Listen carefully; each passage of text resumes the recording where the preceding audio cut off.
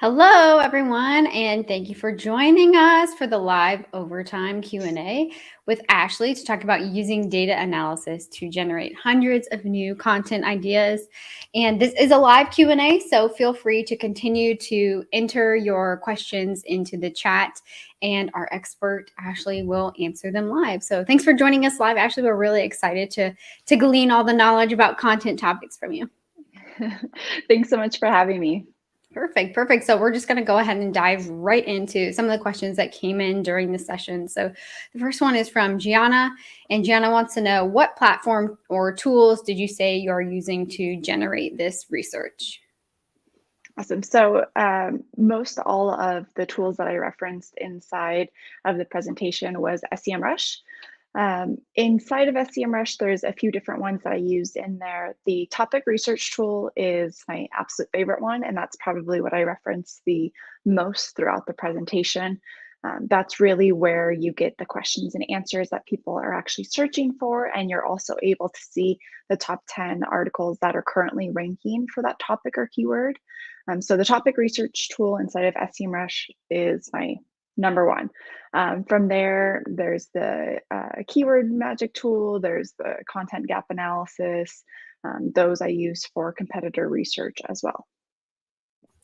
I love that. Yeah. And I think if people don't have access to paid tools, or maybe you're just starting out or something like that, it's totally okay to just start in the search results as well, to, just Google the topic and see what the people also ask are. And if you scroll all the way to the bottom, what the related searches are, what Google interprets the intent for the query to be. So is it local? Is it shopping? Is it news? That sort of thing. Or is it just informational? And then the same information that the tools all pull into one, you can look at what the top ranking content is there too. So if you don't have access to paid tools, or you're eventually going to ramp up to that, it's okay to just start, I think, with just Googling it as well too. And then also use Bing. It's not the top search engine, but you can see the variation of results there, especially if your target market is searching in Bing too. But I also love SEMrush's content assistant tool. It's really helpful. All the info is in one place. Yeah, and when you're looking at search results and going through Google, it's really helpful to actually go on your phone as well, and not just do it on desktop, because you will get different results.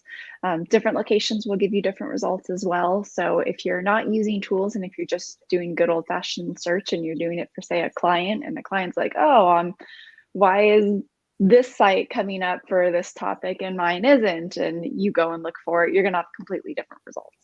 Totally. There's also a really good Chrome extension called SEO Quake, which I think is actually developed by SEMrush.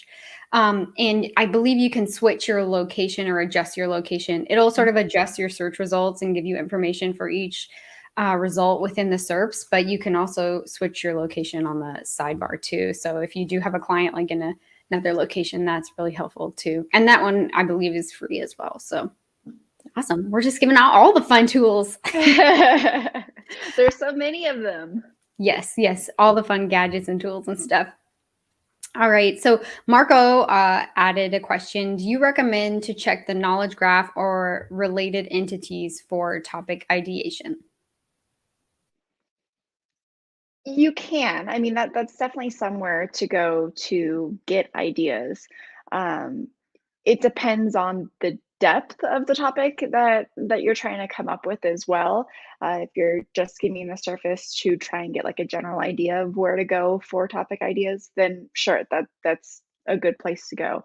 But a lot of what I talked about in the session was, once you get past and have already pretty much produced all of those like top 20 things there is to know about your industry, your product, your service, whatever your main focus is, and you need to dive a little bit deeper, that's when I go to use more specific types of data. Nice. Marco had another question, I guess maybe building upon that. Is your recommendation to start from competitor analysis rather than jumping into topic research and normal keyword research? Or do you have a different starting point? So The competitor analysis I do after I already have a base idea of topics. And so, kind of as we went through with the session, the competitor analysis was basically the third step. I did perform a content gap analysis first just to get an idea of what pieces of content, what kinds of topics am I missing entirely? So not just what are my competitors doing, but what are topics that I could be ranking for that I'm missing for, that I'm missing out on. And so that's where the content gap analysis comes. But the topic ideation was step two, and I generally do that first because when you look at the data, you really could get hundreds of topic ideas just from the topic ideation steps that I walked through. If you then produce all of that content and want to know, okay, where should I go next? Doing the competitor gap analysis, that's where you're going to be able to find out, okay, not only are there new topic ideas that I can do based on what my competitors are ranking for that I want to be ranking for instead of them, but you can also see content that you've already published. So this is not starting from scratch. You've published a piece of content on this topic, they've published a piece of content on this topic, and you did great. You outranked them for this specific topic. You can then go and see, okay, why am I outranking them for this? What is it about this piece of content? And looking at their data and seeing how long was the content, what headings did they have, what kind of imagery did they use, did they have any videos, like what was the structure of their content, and why did I outrank them for this? Was I really the top information source for this? Is it just solely based on traffic? Like really trying to dig into the data to see why. And then this will also help you as you're creating new content to do more of the things that clearly worked to outrank your competitors for future content.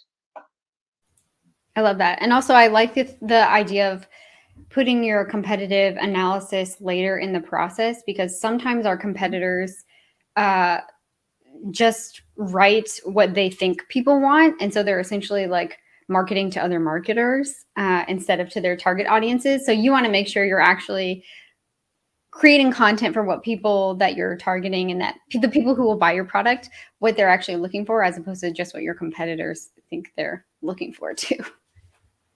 Yeah, and that's also where like addressing pain points. That's marketing 101. I mean, that's been done long before everything was just internet based, is addressing consumer pain points. And so what that looks like on the internet is figuring out what are people searching for? Because what they're searching for will tell you what their pain points are based on what kind of information they're trying to collect or what they're trying to be entertained by, like what they're desiring to actually get out of a piece of content, whether that's, which a lot of the food examples still stick to food, whether that's what the oven temperature needs to be or how long I need to bake this pork chop for, things like that, versus the like 2 years of where the pork chop was developed and who was the first person to create a pork chop recipe. It's getting straight to the point of what users are actually trying to get out of your content.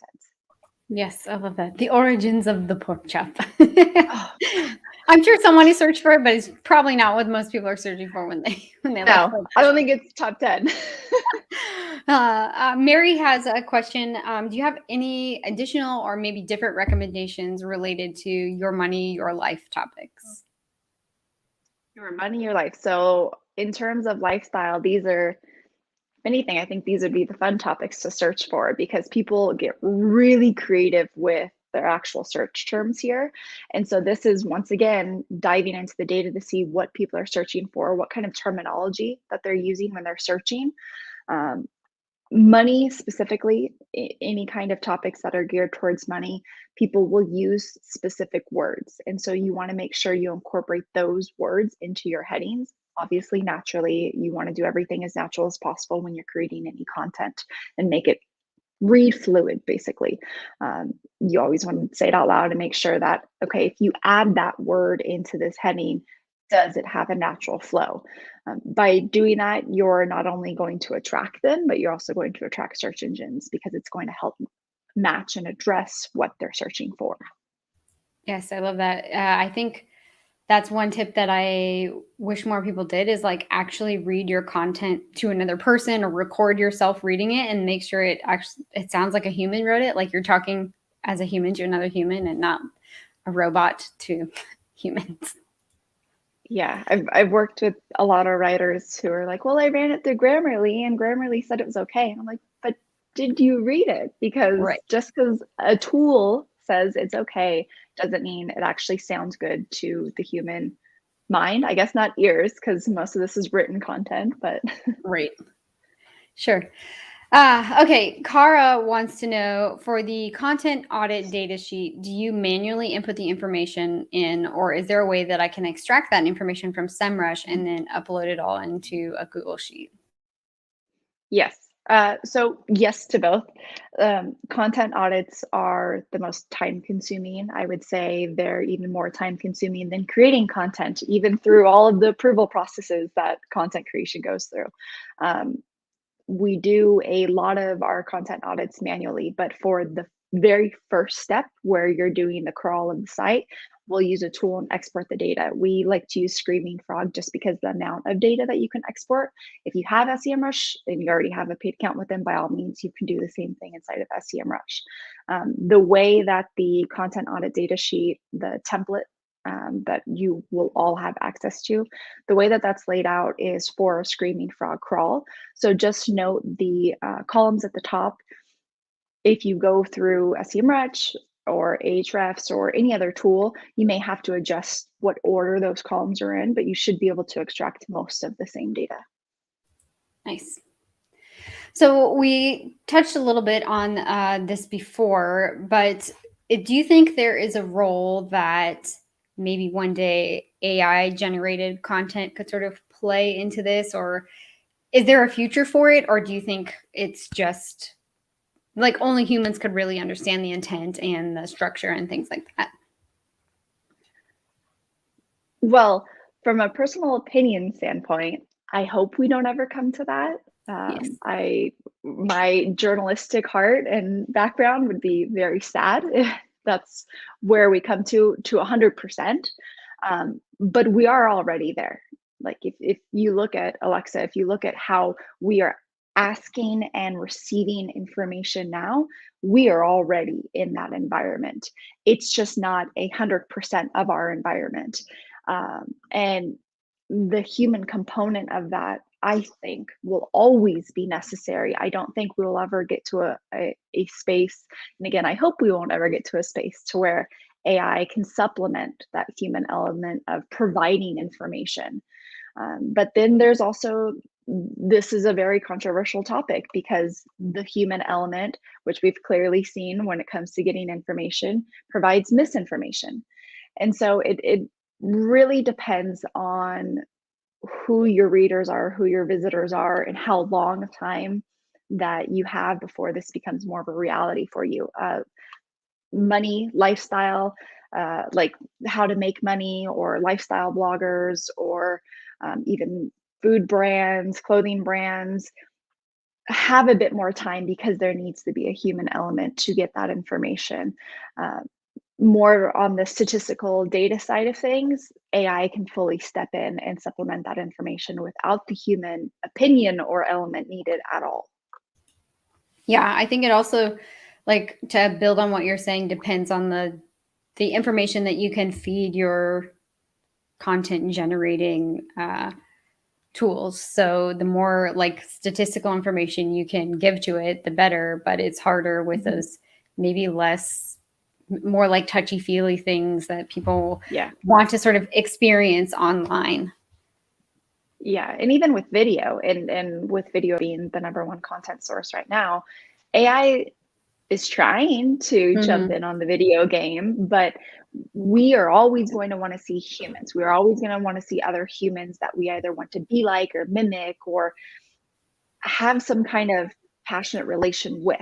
And so I don't think we will ever get to a point to where we're going to see that AI figure that we know isn't a real human and be like, okay, this is enough for me. This is going to not just, aside from the informational aspect, but the entertainment aspect of content. Like this is going to be enough to entertain me. I don't think we're ever going to get to that stage, but who knows? Yeah. Just a couple notes. Mary, who is participating in our Q&A, said that she's really enjoying cross-referencing content from sessions from yesterday to sessions today and how she can apply everything together. And then Cara, to your point for Screaming Frog, said she loves Screaming Frog and she uses the paid version of SEMrush too. So it sounds like she has Oh, perfect. access to everything to get started on the spreadsheet that you've given people to begin implementing. So just and then, again, another reminder: this is a live Q&A, so feel free to ask any questions about content creation, ideation, and all that stuff to Ashley. She's our expert in this area. Just enter them in the chat, and we'll ask it here live. So in your presentation, you talk about sort of figuring out which content maybe you can enhance. Maybe it's underperforming a little bit. When it comes to not creating, but improving that content, do you have any extra tips along with what you've given people? Should people change the publish date or should they leave it as the original publish and say fixed on this time? Or I think this is also specifically an issue a lot of the times when like higher ups are like, okay, yeah, fix that other stuff, but here are the things that we want to implement. So how can we have a sound strategy for improving existing content? Mhm. Yeah, great question. In terms of updating the date, you don't ever want to update the date unless you have timely information that you're adding to it.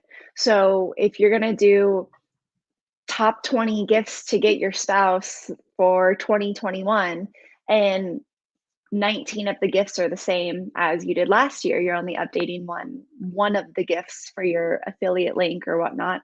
That's not going to be sufficient. Not only are you going to provide a very poor user experience, but you're not actually giving the information that you're promising with that title. So if you're going to go through and redo all 20 of those gifts that you should get your spouse that are relevant for 2021, then definitely update that date, because not only are you going to show the user that this is relevant to 2021, this is your holiday gift guide for now, but you're also going to show the search engines that, hey, this has been updated, this is the most recent information, this is definitely what the users are going to want.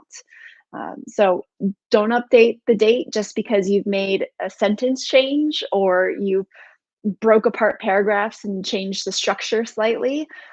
It could actually sometimes do you more harm than good. Unless you're going to provide relevant, timely information, then it makes sense to update the date. I also found myself from personal experience, we host a monthly webinar over at Top Hat Rank. And the way our blog is set up, if you go to post the next episode or 2 months episode from now and you want people to sign up, well, depending upon how your blog is organized, if you make any changes to that post and update the date, then it's going to change the order of those posts. And so, from a user experience, you need to make sure that when someone goes to your blog, they're digesting it in the order that you want them to. So, if you have any events or if you have any timely posts and you don't want them to see the Halloween post anymore, even though you just updated one of the photos on it, you're going to want to make sure that your Halloween post is still set for October and your holiday posts are set for November. So then that way the order and structure on your actual blog makes sense for a user to flow through as well. I love that. And I know some people have also organized their blog or articles or news sections to where they can pin certain things at the top too, so that if there is like a hard hitting post or something that's driving a lot of traffic, that if someone does land on that blog page, they have the opportunity to say, you know, these are our top 3 or whatever it is. Yeah. Pay So attention to these ones. yes, these are the ones that are most important. Yes. To build on this, Cara wanted to know, can you expand on recycling content? You mentioned putting it in different formats like video or infographics. Do you have any specific favorites or recommendations there?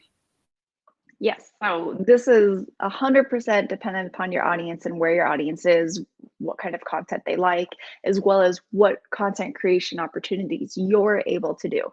So, as much as you possibly can, I will always suggest taking standard articles and turning them into videos. These videos do not need full production sets. I'm sure you've heard that 1,000 times, and it's like, yeah, okay, but I tried that. My video came out terrible. Totally understandable. A way around that is to do an animated video or to do a photo slideshow video with copy from your original post as captions going through. So you still have the story together. It's incredibly low budget production. You still have the video to satisfy both the users and the bots. And it can really help bring together a full article. Plus, you can use this stuff for social sharing and throwing in your email newsletter. One thing to avoid though when you're reusing content is you don't want to just literally copy and paste the same information in a new format. You want to add to it. So what I'll find myself doing a lot is, let's just say a blog article, because this is the most way that people reuse content. You have a blog article, say it's 1,000 words, 8 different headings and 8 different sections. On one of those sections, you really could dive a lot deeper on that. And the reason you'll know that you can dive deeper into that is by going through the data and going through like a topic research through SEMrush, going through all of those steps to see, okay, this one heading is about how to make the color blue. And so if you put in how to make the color blue into various different tools, or even going into Google and see what other questions people are asking about this, you can then really dive into everything there is to know about how to make this color blue and make a whole video on this. So you still have your original topic, which is making the color wheel, but you're diving deeper into just this one specific color blue and now turning it into a new content medium. This content medium, which is now a video focusing just on one color blue, can now live inside this blog post and be an addition to this article, or it can be a whole nother blog post on its own, or it can just be used on social and for email newsletters to get people to go to the color wheel article. I love that. And also, if you're looking into research and, for video, I know that a lot of the tools like Ahrefs have YouTube specific keyword research too. So if you wanted to see, what related searches people are specifically doing on YouTube, if that's maybe one of your strategies to get people eventually to your site, you can find that there too. But I love the idea of chunking up your pieces of content and thinking of different ways that you can utilize them. I think a lot of times, especially when companies invest in a really large piece of content, they're like, we want to get the most ROI out of it that we can. And so this is one way that across channels, you could even use parts of it for ads on paid search and on paid social and organic social, like you were saying.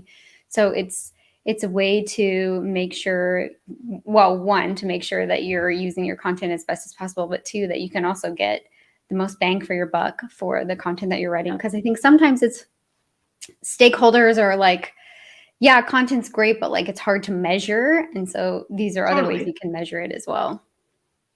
Yes, and to support the original piece of content to make sure where you originally put your efforts is actually paying off. For sure. So I mentioned Ahrefs. Shirley wants to know, have you used Ahrefs in your process of content generation? And if so, which features did you use? Have you used that tool?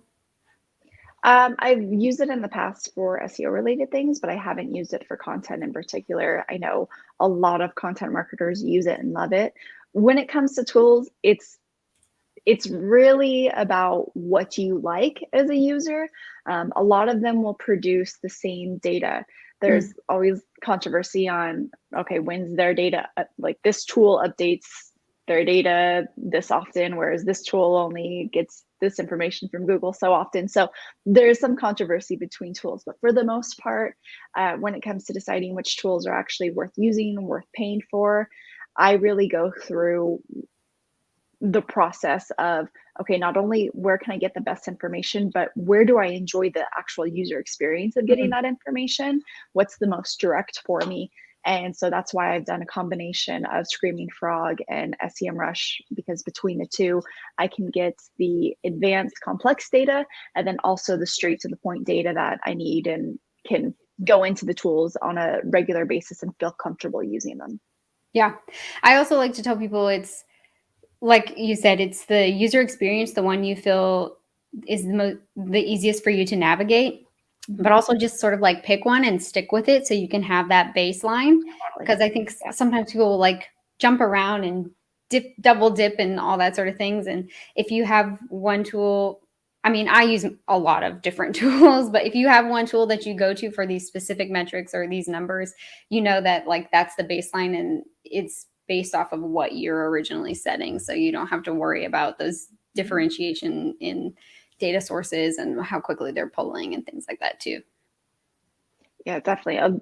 All of the tools make updates so often and are always adding new suites or new additions. And so if you just stick with one and really stay committed to that tool and take the time and invest learning everything that that tool Mm. has to offer, lots of times you'll find you don't need all of the other ones that, I shouldn't say all, some of the other ones that you aren't using. You'll always need more than one tool. That's just the name of the digital marketing game. But there's a lot of tools that I found myself that I would sign up for a whole subscription and only use one part of that tool because I Yep. just loved that one part. And then at the end of the year, when I look at how many tool subscriptions I had, it was insane. Mm. And so then I started looking into the tools that I really like to see, okay, what else can I check off by using this one tool and getting rid of these others? Totally. And I also think there are some content specific tools if people are maybe just on the Mhm. content side of things. Like I know like Content Harmony is a good one, and there are what's it, Clear Scope. They do specific content metrics that they pull, but Mhm. to answer specifically Shirley's question, I use Ahrefs. I really like their Content Explorer. I like the Keywords Explorer, and I also sometimes like to run like site audits and crawls on competitors just to see what Mhm. I can pull there. And they also have some like similar to Semrush. They have like content gap analysis. You can input a couple of competitors and see what are these competitors ranking for that I'm not ranking for if we're in the same space too. So, like Ashley was saying, we just gotta choose them and move forward with them from there. Well, okay, that went really quickly. We've come to the end of the Q&A session. So make sure to connect with Ashley on the socials and stuff like that that are in the Dig Deeper section. And Ashley, thank you so much for sharing all your expertise and knowledge with us, the SMX Next crowd. And we will be following you for even more goodies.